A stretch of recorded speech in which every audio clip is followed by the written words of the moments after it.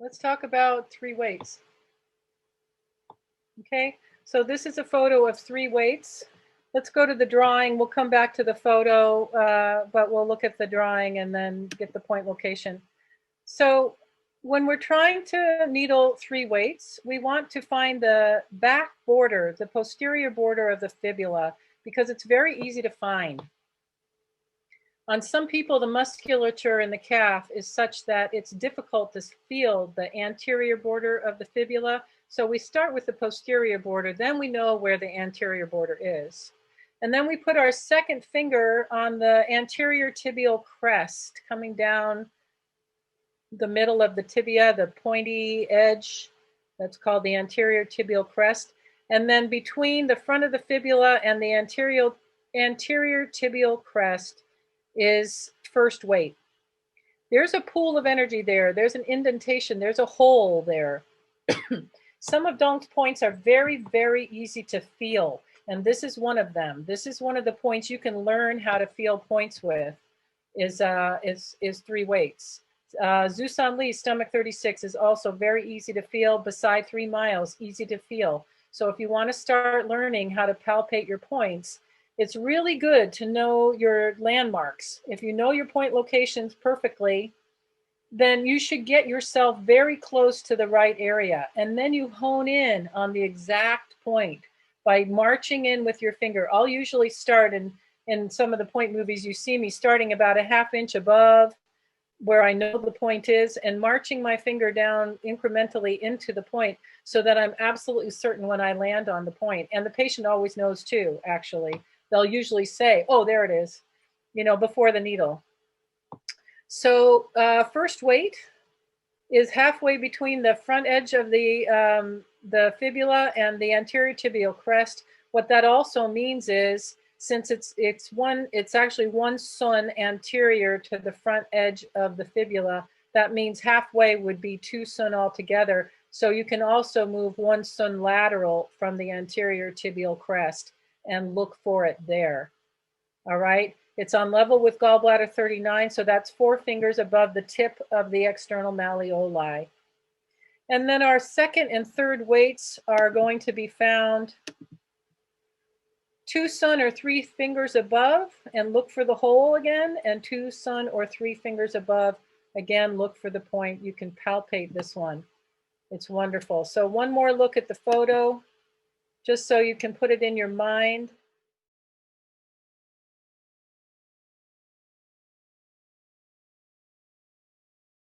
The nice thing about this is that when the patient has indeed true supraspinatus tendon problem, it will be tender on palpation. So they will almost tell you where it is. And in this video here, what I'm trying to show is that you can put a needle on either side of that tendon. And I'm showing you that by pushing very hard with my middle finger and inserting at the same time, patients feel the finger more than the needle itself. So it makes this technique a lot more comfortable and tolerable and pleasant for the patient. I want to mention that the lines here were supposed to mark the location of the supraspinatus tendon. Was done when the patient was sitting up, so the location has changed. So it is not meant to demonstrate where the needle in relation to the tendon. Okay. Now the last muscle we have to talk about for the rotator cuff is obviously the subscapularis muscle. And so the point heart one in the axilla can be thought of in 2 ways. It can be thought of as the subscapularis muscle or its nerve, the subscapular nerve, or if you go right in the center where the pulsation is, and the classic certainly alludes to there being a pulsation. So in other words, it's the neurovascular bundle. It's actually the brachial plexus that describing. Then you would be talking about targeting the brachial plexus. That's not the focus of this particular topic. Obviously, we'll focus on the subscapularis more, but I'm just including this in completeness sake. If you wanted to learn more about addressing other aspects of the upper extremity, 14-hour courses on healthyseminar.com that you can, I'm sure, spend weeks, if not months, trying to absorb this information. But for the purpose of this workshop, I'm going to call heart 1, not brachial plexus, but specifically the subscapular nerve. Now let's take a look at the anatomy of this. It is possible to separate the scapula from the rib cage enough to expose its interior surface so that we can target the subscapularis muscle that lies here. Obviously, you need to be between the pec major and the latissimus dorsi. If you weren't on the bone, you were too lateral, chances are you're going to put the needle in the latissimus dorsi. So this is why I emphasize that there's an absolute need to confirm this using a device like a pointer plus device, because otherwise you might think you're in the subscapularis, but 95% of the time, if you didn't test it, you're actually in the latissimus dorsi, which does attach to the scapula, which does help the scapula, but it's not going to do a darn thing to improving internal rotation with the subscapularis.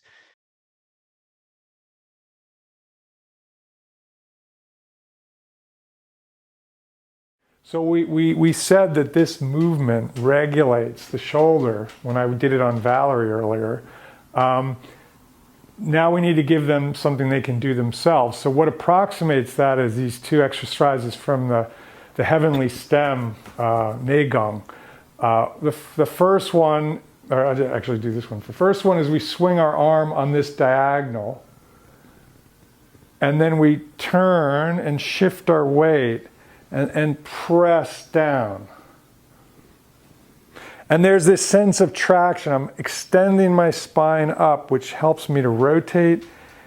And then I press down, and the elbow and forearm sink together. We don't do this. We let the whole structure of the shoulder girdle sink together. It can really help to put one hand on our back to make sure that we're actually initiating the movement from the spine and dantian. So it's like a sensor that focuses our energy on the lower spine, Mingmen and dantian, to make sure that that's where we're turning from. So when I get here, I extend the spine. That allows me to turn. I shift the weight, and I press down. Okay, this we call the covering palm exercise, like you're covering something with a pot lid in this big arcing movement. And then we would do 10 or 20 or 30 repetitions of that. If my right shoulder is the injured shoulder, I still need to do the other side to balance it. And then we do the reverse of that. So instead of opening to the right, I'm going to cross to the left. That's like if I did the movement that I did on Valerie, I would eventually almost hit my nose with the bicep. But when I get to here, the body turns and the arm rises. And I turn, shift the weight, and press down to the right. Again, the whole forearm and hand sink. I don't lead here. So this works the whole shoulder girdle the same way I did when I was doing the Tuina arm rotations, but it's something the person does themselves, and it trains the shoulder to work with the hip. Right? You could see that the shoulder and hip are linked here. It trains the shoulder to connect to dantian, and it takes it through its range of motion. It also teaches the shoulder to move in harmony with the rib cage. That the rib cage has to lift, the spine has to extend to bring the arm up, and then the weight sinks, energy, chi sinks to dantian as we press down to the right. So those 2 exercises form one unit that regulates the movement of the shoulder.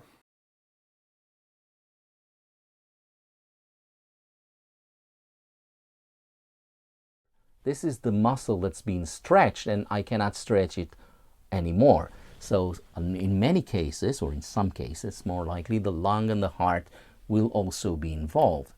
In some cases, the gallbladder and the spleen will be involved, or let's say a major player within it. So, to sum it up, one must always palpate in frozen shoulder case. If somebody comes with a frozen shoulder, it's not enough to ask him show me where the pain is, or show me where the pain is with one finger. That is what I normally do with other shoulder problems. In frozen shoulder, I need to do the examination and I need to also palpate. And I need to palpate areas that are not necessarily what the patient is complaining. So when somebody comes to my clinic, I don't just palpate the shoulder area.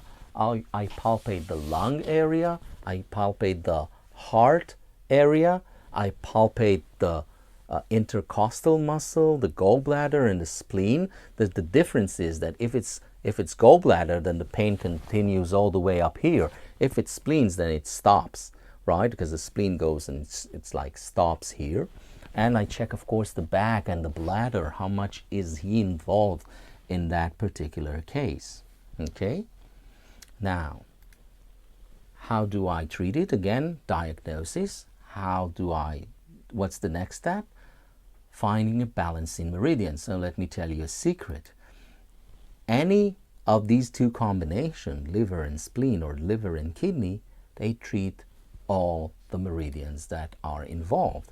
So technically, if the problem goes more to the bladder part, I would do liver and kidney, because liver treats the large intestine, liver treats the lung, liver treats the small intestine, and then kidney will do the bladder, the heart, and the sanjiao. Okay, so I have them all. Well, of course, liver does the gallbladder too.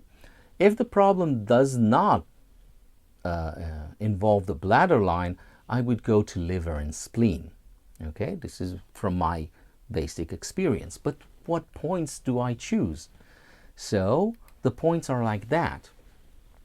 I would do the liver 4 towards 5 Ashi, and then either adds 5 towards 7 Ashi on the spleen. And if I use the kidney, I would do the same for the liver, and I would just use the kidney 3 towards 7, even a little bit higher than 7.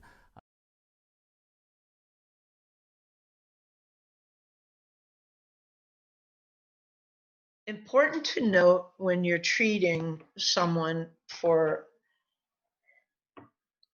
frozen shoulders, the position you put them in, once you've assessed where you're going to treat, range of motion, so that if you're treating them sitting, they're sitting in a way that the area of the body is exposed but not taut. And any of these positions, and this is in the Guasa text, you can look at Guasa to the upper back, neck, shoulders, and then you may also go around to the side of the body, the axilla, small intestine 9 area. Here again in another, and even in the front part of the body, on the last there in the lung 1 area, and down the arm, also in the triple warmer large intestine area on the forearm can be applied. This is a fellow, he's a case in the Guasa book who had injury, frozen shoulder injury from an auto accident.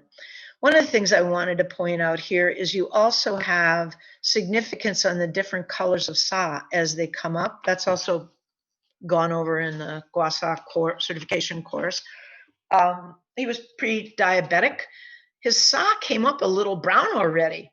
It didn't fade to brown, it came up brown, which is an indication of potentially coordinated with other signs of yin deficiency in the blood. Yep. And then also in positioning someone in this treatment in the back of the arm, also for shoulder problems. And then I talked about the secondary points that you would do with someone lying down here. This is actually treating my nephew on vacation. It was like really, really hot out, so don't worry about that window that was open above him. He wasn't getting chilled or wind on him. Treated him upper neck, back, and shoulders, and he, when he would throw, his pain was primarily when he would throw a ball, right, relative to this. So treated here, and then in putting him in the position of where the pain gets tweaked. This happened once treating somebody for frozen shoulder, everything good, all cleared up. And then the patient came in and said, the only problem is I can't wipe myself after a stool. So I sat him down, put him in the position with his hand resting behind him, palpated the areas of impingement, treated it Guasa, completely cleared it up.